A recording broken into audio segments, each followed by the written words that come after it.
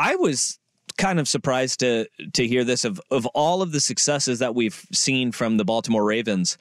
The fact that this is the first conference championship game that the Baltimore Ravens will ever host.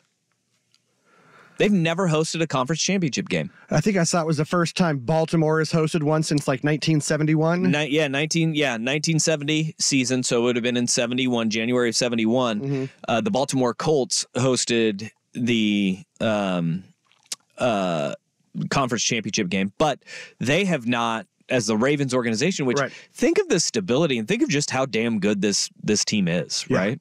I mean, it is incredible to see. It doesn't matter who is the GM, right? We said, hey, going from Ozzie Newsome to Eric DeCosta, there's going to be a drop-off in their player development, their drafting of players, and the way that they organize and build their roster. There's not been. You go from Wink Martindale to Mike McDonald. Not McDaniel. Mike. This is going to get very confusing. We're going from Wink Martindale to Michael McDonald. Damn. Strong 70s vibes. But if we had a McDonald and a Mike McDaniel and then we had thank God Josh McDaniels got fired, because then we would have just been in a pretzel at this point. Yeah. But McDonald, who is a hot name for coaching vacancies, but I don't know if or when those are going to happen because of the fact that his team is so dang good. Mm-hmm. And in-person interviews can now start for these coaches and coordinators that are in playoffs. So it doesn't matter who's coordinating the defense or who the offensive coordinator is, because they had Greg Roman in there and everybody's like, well, what are you going to do with Lamar Jackson, right? He's not a great downfield thrower. He's one of the worst downfield passers in all of the NFL. And he was historically bad. He was pushing the ball down the field. Well, here comes Todd Monken in, and John Harbaugh with not having loyalty to a fault and keeping guys around for too long, knowing when he needs a change, and then identifying guys that'll fit his roster and fit the schemes of complementary football. He brings in Todd Monken and McDonald. And I know this is year 2 for McDonald, but it's year 1 for Monken. And they play complementary football all season long. It was a thing of beauty. When you think of what complementary football is, and you look at teams like Pittsburgh or hell, the Iowa Hawkeyes, who you have Kirk Ferentz, who's like, well, wins is the most important statistic. It's like, but you need to score the football too. Yeah. And what we saw in that divisional game against the Houston Texans was the epitome of complementary football. They had the bye week, and we always have this rest versus rust conversation, right? Right. The offense, it took them a while to get their wheels running and to get moving offensively. But what their defense did was they didn't just tread water. They suffocated the Houston Texans. Mm-hmm. And as Monken and the offensive staff with Lamar Jackson adjusted to which was a pressure-heavy Houston defense, which we had not seen, and they weren't anticipating that in the first half, you saw the defense of the Baltimore Ravens. It is scary. Yeah. I mean, and we think of how good, Patrick Mahomes is, and this is why I'm excited for the AFC Championship game, because you have the best quarterback in the game right now going up against a defense that is so multiple and does not get enough credit for how good they are.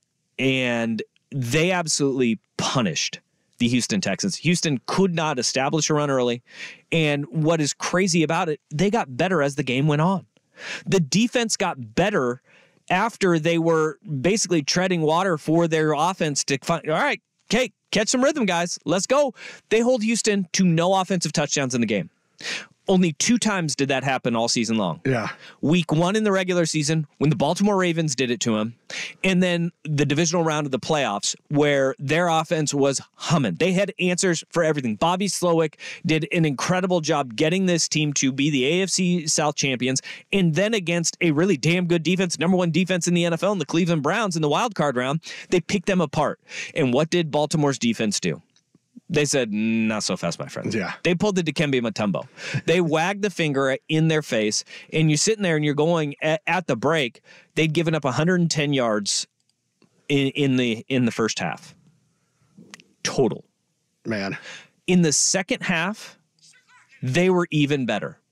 They gave up 58 yards in the second half against this Houston Texans offense.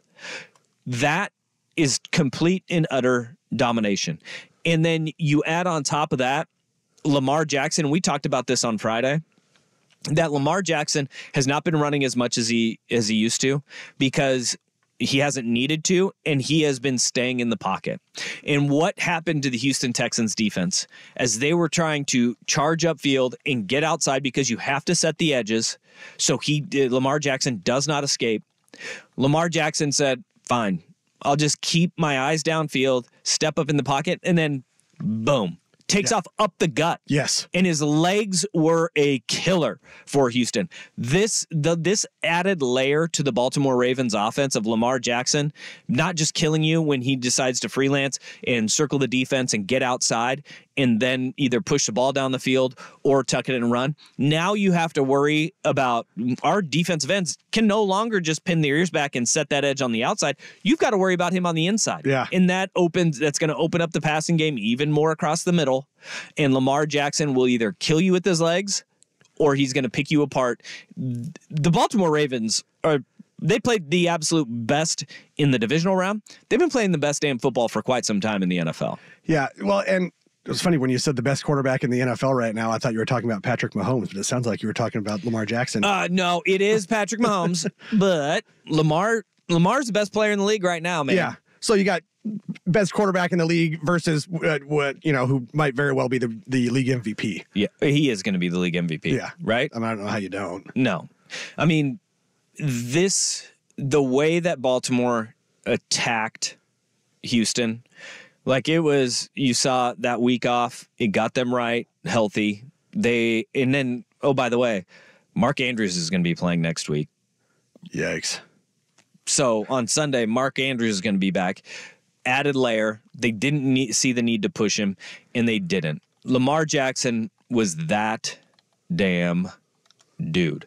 When you have a team that can rush for more yards in the divisional round of the playoffs, then your opponent has total yards, you're going to be a problem no matter who you play. Yeah, here's your sign. There's your sign. And by the way, bringing back Mark Andrews alongside Likely there too. That's Isaiah Likely. That's quite the tight end duo. Yeah, it will be because Likely had a couple of really good, big catches. Yeah. Well, that one touchdown where he mossed him. Absolutely. Just throw it up. That throw by Lamar, by the way, they said, well, that's a really difficult throw. They did not give credence to how hard that throw is and how few of people can make that throw. Yeah. I mean, we have guys with just howitzers attached to their shoulders, and I think we all of a sudden we're like, we're kind of numb to it. Like the Josh Allen throws, you have Herbert has some of those. Right. Mahomes will do that too, where they'll just make it look easy. And Jordan Love has this too, where Jordan Love off his back foot, he makes a lot of really difficult throws.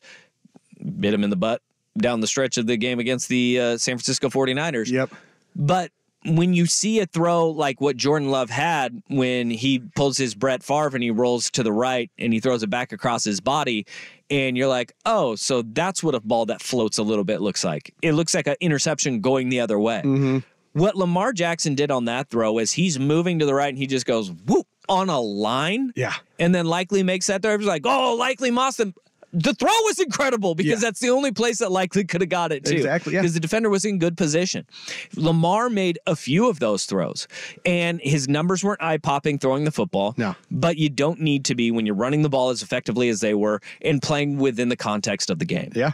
Right? Yep. That was a scary Baltimore Ravens team. Yeah. And John Harbaugh, everything about them is just understated and undervalued, whether it's John Harbaugh as a coach and his stature, and take a look at the coaches that are left in the playoffs.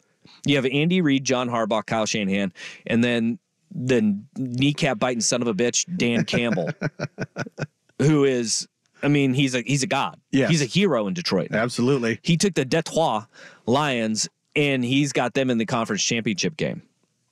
But how long do you think till they can officially drop the Motor City Kitties moniker? No, keep it. Keep it. I love the Motor City Kitties because now it's like that doesn't fit how tough they are, right? In the way they play.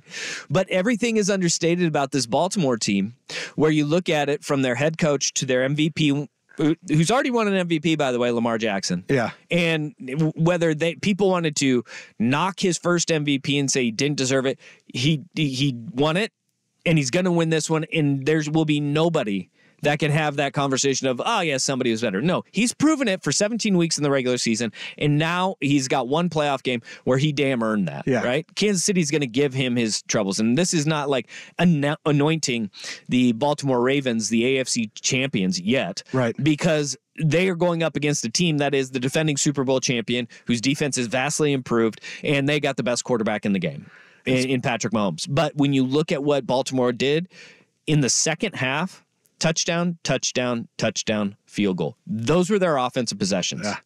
They got the ball 4 times and scored 24 points out of it. Not too shabby. Not too shabby. That's how you win a playoff game. Absolutely everything about this team is understated. Well, and including when you talk about with John Harbaugh, too. Imagine, just think of how little you hear coming out of his mouth versus his brother. Yeah. Jim likes to talk. Jim likes the sound of Jim's voice. Well, I think that is because we know this in families. We know this in families, right? Yeah. If there's one sibling that takes up all of the words, the other one has to be very judicious with what they say and when they say it. And you could tell that plays out in every press conference with John compared to Jim. And especially when you see the Harbaugh parents, Jack and Jacqueline, who are both more like Jim. Like, John is adopted. John's adopted. Yeah. And Jack was just like, I don't care. You're a football guy. I'm going to make you a football guy. Yeah. And it worked. Yeah. He's done all right. The personality profile outside of the weird dance after the game, which I'll give him a 10 out of 10 dad dance. Yes. That's a Hall of Fame dad dance right there. You want him at your wedding. John Harbaugh is the guy who's like, oh yeah. Chicken dances up, I'm in. We're gonna do electric slide? Huh? Who's got the Cupid shuffle? Yeah. We're gonna get on this thing. We're about to dance, baby. Let's go hokey pokey. I'm gonna turn myself around. Did not have him as a dancer. No. Did not peg that one. But here we are. Just imagine Jim doing that in the khakis. That's pretty. Splitting him down the back. It was sheer domination by the Baltimore Ravens, and the way that Lamar Jackson is playing the quarterback position right now, it's a thing of beauty. Yeah, but it's got to be terrifying to everybody else. Oh yeah, absolutely. Because he has not been taking the hits. They have not added up over the course of the season. Yeah. And now you're looking at it as he's got a 2-game season left. Yeah. And he took a couple shots against the Houston Texans, but it wasn't anything that's going to slow him down. Yeah. This offense has another added layer and dimension to it. He's been fine-tuning the things that he used to get criticized for. And I give Todd Monken a ton of credit, adding Zay Flowers and actually getting him a legitimate vertical wide receiver who has exceeded every expectation. They've found the right pieces at every single turn, and they are this like beacon of stability that nobody really wants to talk about because of the fact that what are the Pittsburgh Steelers in their own division, right? Mm-hmm. Pittsburgh Steelers that's the one, that's the franchise that's stable. Yeah. That's the beacon of stability. They're always in the playoffs. They're always 9-8. They never have a losing season. They only have 3 head coaches since 1974 or I think it's 1967 maybe. But you sit there and you look at it and you go, no, it's got to be Pittsburgh. Right now, the team achieving it at the higher level is the Baltimore Ravens, and they waltz their way into the AFC Championship game, where they're going to have a meeting with a team that you want to call it escaping Buffalo. You can call it escaping Buffalo all you want, but they also won that damn game. And now we're looking at this Buffalo team with, here they go again.